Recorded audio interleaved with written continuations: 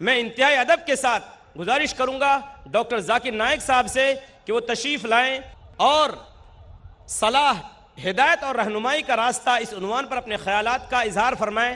Doctor Zakir Naik.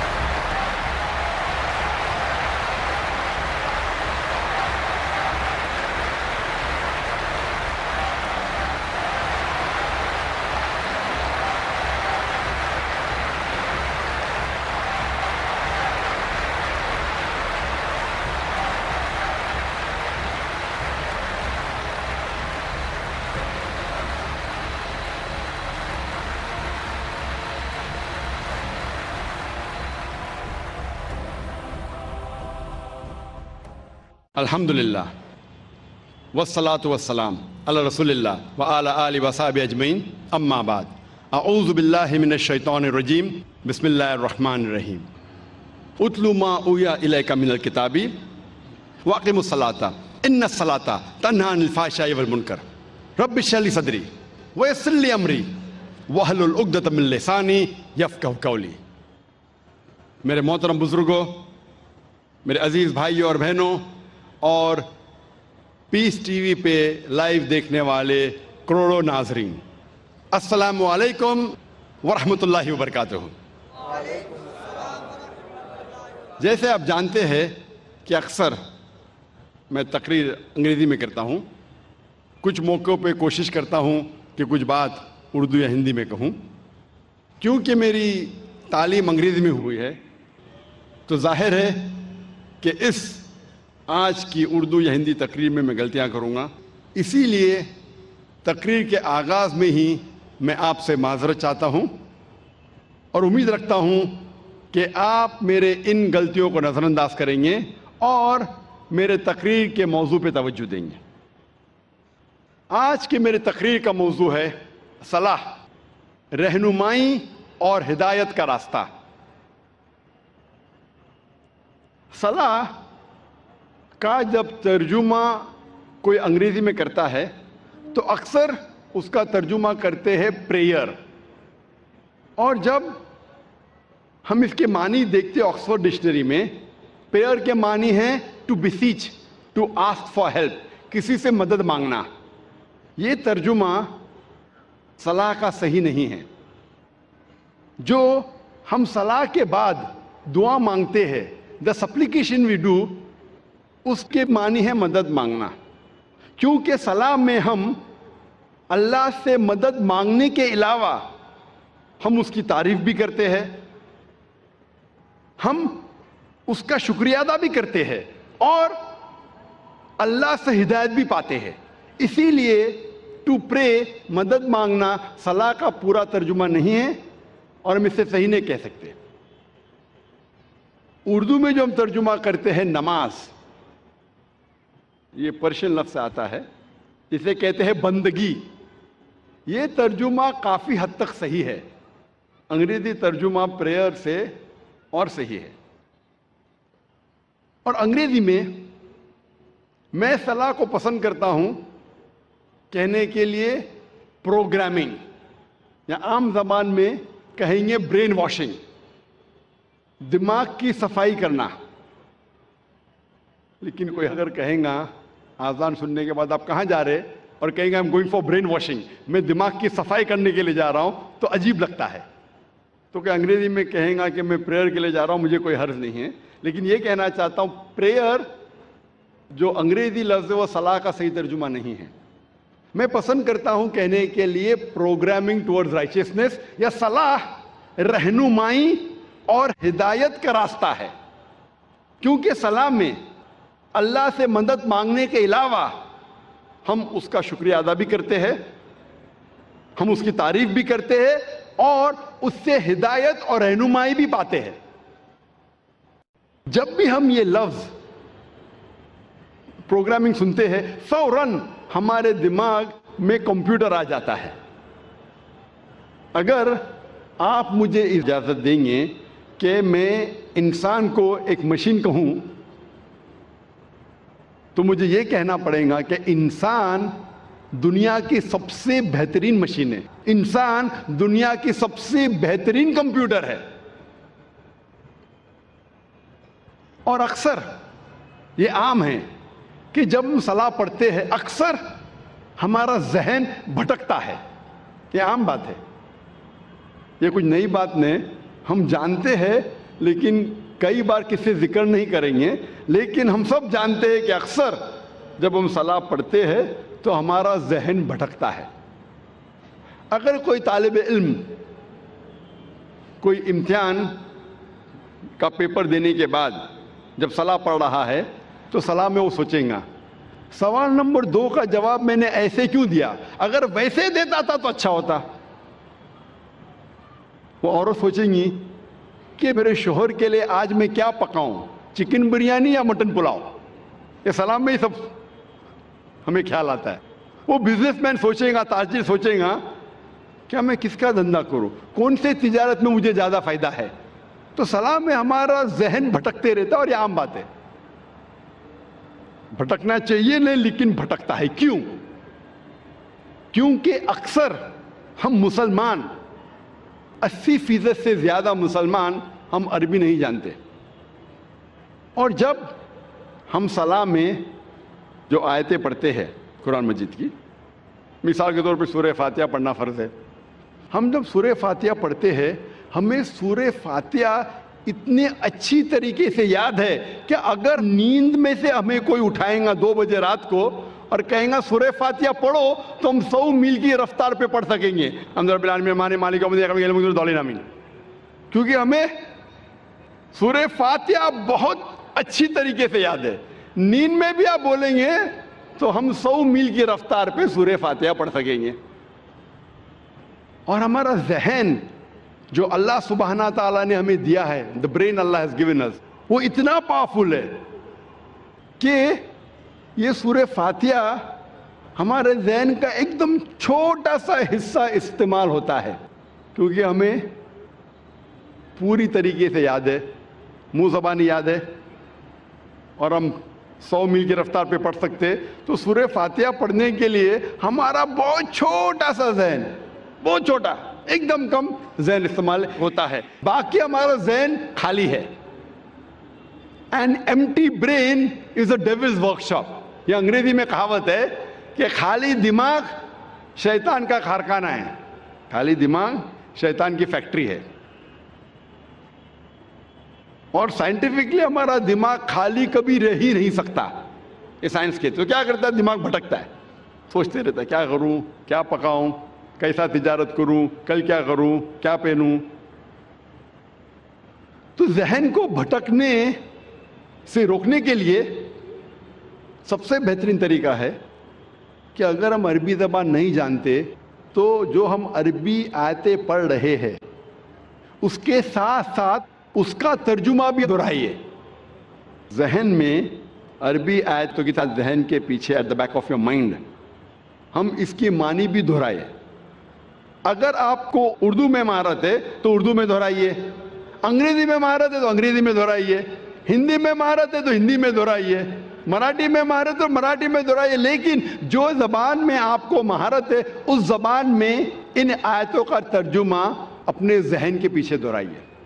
तो अगर हम तर्जुमा याद करेंगे जो हम आयतें पढ़ रहे हैं, और जैसे मैंने फरमाया कि सूरह फातिहा पढ़ना फ़र्ज़ है और हम सलाम में पढ़ते अल्हम्दुलिल्लाहि रब्बिल आलमीन, सारी तारीफ़ें अल्लाह की है जो रब है सारे आलमीन का, अर्रहमान अर्रहीम जो रहमान और रहीम है, मालिक यौमुद्दीन जो मालिक है क़यामत के दिन का, इय्याका नअबुदु व इय्याका नस्तईन, हम तेरी इबादत करते हैं और तुझी से मांगते हैं, इहदिना सिरातल मुस्तकीम, हमें सीधा रास्ता दिखा, सिरातल लज़ीना अनअमता अलैहिम गैरिल मग़दूबि अलैहिम वलद्दाल्लीन। وہ راستہ جن لوگوں پہ تو نے انعام فرمایا اور جو بھٹکے ہوئے نہیں ہیں.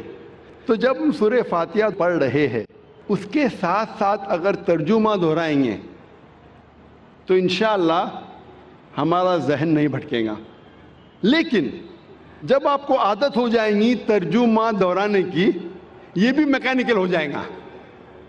ابھی آپ کا ذہن کا تھوڑا اور حصہ استعمال ہو رہا ہے لیکن یہ بھی میکینیکل ہو جائے گا. آپ سورہ فاتحہ کے ساتھ ساتھ اس کا ترجمہ بھی 100 میل نہیں تو کم از کم 90 میل کی رفتار پہ دہرا سکیں گے. لیکن ابھی کیونکہ ذہن کا کچھ اور حصہ استعمال ہو رہا ہے، آپ کا ذہن بھٹکے گا لیکن کم بھٹکے گا. تو ذہن کو بھٹکنے سے روکنے کے لیے آپ کو کیا کرنا چاہیے؟ ترجمے کے ساتھ ساتھ اس ترجمے کے معنی پہ کانسنٹریٹ کرنا چاہیے، توجہ دینا چاہیے. اگر عربی کے ساتھ اگر ترجمہ دہرا رہے ہیں اور اس ترجمے کے معنی پہ توجہ دیں گے تو آج کی سائنس یہ کہتی ہے کہ ہمارا برین اتنا پاورفل ہے کہ ہم ایک ساتھ 2 3 4 کام کر سکتے ہیں. مثال کے طور پہ اگر کوئی گاڑی چلا رہا ہے، شروع میں جب گاڑی چلاتا ہے پوری توجہ دیتا ہے، آپ اس سے بات نہیں کر سکتے. لیکن جب اسے عادت ہو جاتی ہے 1 مہینے 2 مہینے بعد تو گاڑی چلاتے چلاتے آپ سے بات بھی کر سکتا ہے. آدھا دھیان گاڑی پہ آدھا دھیان بات پہ. ہمارا ذہن بہت پاورفل ہے. لیکن آج کی سائنس یہ کہتی ہے کہ کوئی بھی انسان 100% 2 چیز پہ دھیان نہیں دے سکتا ہے. 50% 2 چیز پہ دے سکتا ہے، 60% 40% دے سکتا ہے، 80% 20% دے سکتا ہے، 90% 10% دے سکتا ہے، لیکن 100% 2 چیز پہ دے ہی نہیں سکتا. تو عربی آیت کی تلاوت کرنے کے ساتھ ساتھ اگر ترجمہ دہراتے ہیں، اس ترجمہ پہ آپ کانسنٹریٹ کرتے ہیں، دھیان دیتے ہیں 100%، جتنا آپ دھیان دیں گے اتنا کم آپ کا ذہن بھٹکے گا. اگر 100% دھیان دیں گے تو انشاءاللہ آپ کا ذہن کبھی بھی نہیں بھٹکے گا. تو اسی لیے ذہن کو بھٹکنے سے روکنے کے لیے یہ ضروری ہے کہ جو بھی آیتوں کی آپ تلاوت کرتے قرآن مجید میں، جو بھی اللہ کے رسول فرماتے حدیث میں جو میں پڑھنا چاہیے صلاح میں، اس کی معنی آپ جانیں اور اس معنی پہ توجہ دیں گے 100%، تو انشاءاللہ آپ کا ذہن کبھی بھی نہیں بھٹکے گا. اللہ تعالیٰ فرماتے ہیں، اور اس تقریر کے شروع میں میں نے قرآن مجید کی ایک آیت کی تلاوت کی تھی، سورہ عنکبوت سورہ نمبر 29 آیت نمبر 45 میں اللہ تعالیٰ فرماتے اتلو ما اوحی الیک من الکتاب واقم الصلاۃ ان الصلاۃ تنہی عن الفحشاء والمنکر. تلاوت کرو ان آیتوں کی جو میں نے نازل کیے اس کتاب میں. واقم الصلاۃ، اور صلاح کو قائم کرو. ان الصلاۃ تنہی عن الفحشاء والمنکر، بے شک صلاح فاحشی اور برے کاموں سے روکتی ہے. قرآن مجید میں اللہ تعالیٰ فرماتے ہیں کہ بے شک صلاح فاحشی اور برے کاموں سے روکتی ہے، جسے میں کہتا ہوں ہدایت کا راستہ، پروگرامنگ ٹورڈز رائچسنس.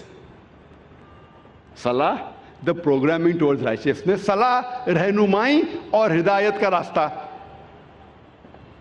صلاح ہمیں پروگرام کرتی ہے صحیح راستے کی طرف. اور ہم جانتے ہیں کہ سورہ فاتحہ کے بعد ہم قرآن مجید کی چند آیتوں کی تلاوت کرتے ہیں. مثال کے طور پہ سورہ فاتحہ کے بعد امام تلاوت کر رہا ہے سورہ مائدہ کی آیت، سورہ نمبر 5 آیت نمبر 90، جہاں اللہ تعالیٰ فرماتے یا ایھا الذین آمنوا، اے ایمان والو، انما الخمر والمیسر، بے شک شراب اور جوا، والانصاب والازلام، بت پرستی اور پھانسے پھینکنا، رجس من عمل الشیطان، یہ شیطان کے ہتھ کنڈے ہیں، فاجتنبوہ لعلکم تفلحون، ان ہتھ کنڈوں سے دور رہو تاکہ تم فلاح پاؤ. یہاں صلاح میں ہمیں ہدایت مل رہی ہے کہ شراب مت پیو، جوا مت کھیلو، بت پرستی مت کرو، پھانسے مت پھینکو، یہ شیطان کے ہتھ کنڈے ہیں، ان سے دور رہو تاکہ آپ فلاح پاؤ۔ اللہ ہمیں ہدایت دے رہا ہے سلام میں۔ ہو سکتا ہے کہ سورہ فاتحہ کے بعد امام صاحب سورہ مائدہ سورہ نمبر 5 آیت نمبر 3 کی تلاوت کرتے ہیں، جہاں اللہ تعالیٰ فرماتے حرمت علیکم المیتۃ والدم ولحم الخنزیر وما اہل لغیر اللہ بھی، حرام ہے آپ کے لیے مرا ہوا گوشت، خون، خنزیر سور کا گوشت اور غیر اللہ کا کھانا، اللہ کے علاوہ کسی اور کا نام لیا ہوا کھانا، یہ آپ کے لیے حرام ہے۔ یہاں ہمیں ہدایت مل رہی ہے کہ مرا ہوا گوشت، خون، خنزیر، غیر اللہ کا کھانا آپ کے لیے حرام ہے۔ ہو سکتا ہے کہ سورہ فاتحہ کے بعد امام صاحب تلاوت کرتے ہیں سورہ بقرہ سورہ نمبر 2 آیت نمبر 188 کی آیت، جہاں اللہ تعالیٰ فرماتے ہیں کہ اپنے پیسے کا استعمال مت کرو جج کو رشوت دینے کے لیے۔ جو حاکم ہے، جو جج ہے، اس کو رشوت دینے کے لیے پیسے مت استعمال کرو تاکہ آپ دوسرے کا مال ہڑپ کر سکو۔ یہاں ہدایت مل رہی ہے کہ رشوت دینا حرام ہے۔ ہو سکتا ہے کہ امام صاحب سورہ فاتحہ کے بعد تلاوت کرتے ہیں سورہ اسراء کی آیت سورہ نمبر 17 آیت نمبر 23 اور 24، جہاں اللہ تعالیٰ فرماتے ہیں کہ اللہ کی عبادت کے بعد آپ کو اپنے والدین کے ساتھ اچھا سلوک کرنا چاہیے، اور اگر ایک یا دونوں ضعیف ہو جائے تو ان کو اف تک مت کہو، اور ان کے ساتھ اچھا برتاؤ کرو اور دعا کرو اللہ سے کہ ان پر رحمت برسائے جس طریقے سے ان نے بچپن میں میری پرورش کی۔ یہاں ہدایت مل رہی ہے ہمیں اللہ سے کہ اللہ کے عبادت کے بعد ہمیں ہمارے والدین کی عزت کرنا چاہیے، اور اگر دونوں میں سے ایک یا دونوں ضعیف ہو جائے تو ان کو اف تک مت کہو، کیونکہ اللہ سبحانہ و تعالی ہمارا خالق ہے اور وہ جانتا ہے کہ انسان ضعیف ہونے کے بعد ایسے حرکت کرتا ہے جس سے ہو سکتا ہے کہ عام انسان چڑھ جائے۔ تو اللہ تعالیٰ کہتے ہیں کہ آپ کے والدین اگر ایک یا دونوں ضعیف ہو جائے اف تک مت کہو، اور ان کے ساتھ اچھا برتاؤ کرو اور اچھائی سے پیش آؤ اور دعا کرو اللہ سے کہ ان پر رحمت برسائے کیونکہ ان نے میری بچپن میں پرورش کی۔ اسی لیے میں کہتا ہوں کہ صلاح رہنمائی اور ہدایت کا راستہ ہے۔ ہمیں صلاح میں ہدایت ملتی ہے، اٹ از پروگرامنگ ٹوورڈز رائچسنس۔ جیسے میں نے کہا تھا کہ جب بھی پروگرامنگ کا لفظ سنتے ہیں فوراً ہمارے ذہن میں آ جاتا ہے کمپیوٹر، لیکن کمپیوٹر کو ایک بار پروگرام آپ کر لیں یہ کافی ہے، اس کے بعد فکر کرنے کی ضرورت نہیں، کیونکہ کمپیوٹر کے پاس اپنی خود کی خواہش نہیں ہے، جو ہم پروگرام کرتے ہیں وہی جواب دیں گا۔ لیکن میں نے کہا تھا اگر آپ مجھے اجازت دیں گے کہ انسان کو کمپیوٹر کہوں یا مشین کہوں تو یہ دنیا کا سب سے بہترین کمپیوٹر ہے۔ اس کمپیوٹر کے پاس خود کی خواہش ہے، اسی لیے ایک بار پروگرامنگ کرنا کافی نہیں ہے، یہ اپنے آپ بھٹک سکتا ہے۔ کمپیوٹر کو ایک بار پروگرام کرو خلاص وہ ویسا ہی چلے گا جیسا آپ نے پروگرام کیا، لیکن انسان کے پاس خود کی خواہش ہے، فری ول،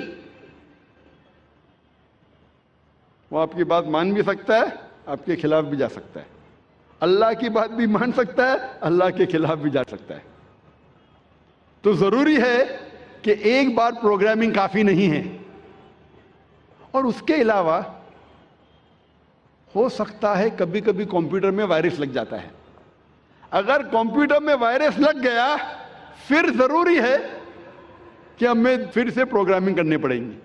کمپیوٹر میں وائرس گھس گیا تو ہمیں ہارڈ ڈسک کو فارمیٹ کرنے پڑتا ہے، پھر سے پروگرامنگ کرنی پڑیں گی ورنہ کمپیوٹر نہیں چلے گا۔ تو آج ہم دیکھتے ہیں آج کے معاشرے میں اتنی برائیاں ہیں، ہم جب معاشرے کے باہر نکلتے ہیں ہم دیکھ رہے ہیں کہ کتنے لوگ جھوٹ بول رہے ہیں، کتنے لوگ رشوت دے رہے ہیں، کتنے لوگ زنا کر رہے ہیں، ننگے ننگے کپڑے پہن رہے ہیں، یہ سب دیکھ کے ہمارے دماغ میں وائرس آ جاتا ہے۔ اسی لیے ہمارے ذہن کو پھر سے پروگرامنگ کرنے کی ضرورت ہے۔ جس طریقے سے ڈاکٹر کہتا ہے کہ اچھی صحت کے لیے کم از کم 3 بار آپ کو کھانا کھانا چاہیے، اسی طرح اچھی روح کے لیے ہمارا خالق اللہ سبحانہ و تعالیٰ کہتا ہے کہ کم از کم آپ کو پروگرامنگ کرنا پڑے گا 5 بار دن میں۔ اگر اچھی روح چاہتے ہیں تو پروگرامنگ کم از کم 5 بار۔ ہم جب یہودی مذہبی کتاب پڑھتے ہیں، یہودی لوگوں کی مذہبی کتاب پڑھتے ہیں، تو اس میں لکھا ہے بک آف ڈینیل میں، اولڈ ٹیسٹمنٹ میں، چیپٹر نمبر 6 ورس نمبر 10 میں، کہ خدا کہتا ہے کہ ڈینیل نے 3 بار نماز پڑھی۔ تو یہودی مذہب میں 3 بار نماز پڑھنا چاہیے۔ عیسائی مذہب میں لکھا ہے کہ پرے ان سیزنلی، جتنا پڑھ سکے اتنا پڑھیے۔ لیکن قرآن مجید میں اللہ سبحانہ و تعالی ہمیں حکم دیتے ہیں کہ روز کم از کم دن میں 5 بار آپ کو صلاح پڑھنی چاہیے، صلاح قائم کرنا چاہیے، نماز پڑھنی چاہیے۔ اللہ تعالیٰ فرماتے ہیں سورہ ہود میں، سورہ نمبر 11 آیت نمبر 114 میں، کہ آپ صلاح قائم کرو دن کے دونوں آخری حصے میں اور جب رات قریب آ رہی ہے۔ اس کا مطلب ہے کہ دن کے دونوں آخری حصے میں، مطلب ایک آخری حصہ ہے فجر جب دن شروع ہوتا ہے، اور دوسرا حصہ ہے عصر جب دن ختم ہونے آتا ہے۔ اور کہا گیا ہے کہ جب رات نزدیک آ رہی، مطلب مغرب صلاح۔ تو اس آیت میں اللہ تعالیٰ ہدایت دے رہے کہ 3 بار نماز پڑھو، فجر، عصر، مغرب۔ اللہ تعالیٰ فرماتے سورہ اسراء میں، سورہ نمبر 17 آیت نمبر 78 میں، کہ نماز قائم کرو فجر کی، صبح کی، اور جب سورج اونچائی سے اترنے لگتا ہے، اور رات کے حصے میں۔ یہاں اللہ تعالیٰ ہمیں کہہ رہے 3 بار نماز پڑھو، ایک ہے فجر، تو پھر سے دہرایا گیا ہے، جو سورہ ہود میں بھی کہا گیا تھا، اور سورج جب سب سے اونچے حصے پہ ہے، ایٹ دا پینیکل، جب اترنے لگتا ہے، یہ وقت ظہر کا، اور رات کے حصے میں یہ عشاء کا۔ تو یہ دونوں آیتوں سے ظاہر ہوتا ہے کہ ہمیں کم از کم نماز 5 بار پڑھنی چاہیے۔ اور کئی آیتوں میں اللہ تعالیٰ ذکر کرتے نماز پڑھنے کے بارے میں۔ مثال کے طور پہ سورہ طہ، سورہ نمبر 20 آیت نمبر 130 میں، اور سورہ روم، سورہ نمبر 30 آیت نمبر 17-18 میں۔ ہر مسلم کو کم از کم 5 بار صلاح قائم کرنی چاہیے۔ ایک ہے فجر، جب دن شروع ہوتا ہے، جب رات میں آپ کو سفیدی نظر آتی ہے، اس وقت سے لے کے سورج نکلنے کے پہلے تک۔ پھر ظہر کا وقت، سورج سب سے اونچائی پہ رہتا ہے جب اترنے لگتا ہے، اور ظہر اور عصر کے بیچ، یا جب آپ کی پرچھائی دگنی ہو جاتی ہے۔ تیسری صلاح ہے عصر، ظہر کے وقت کے بعد سے شروع ہوتی ہے اور سورج ڈھلنے سے پہلے۔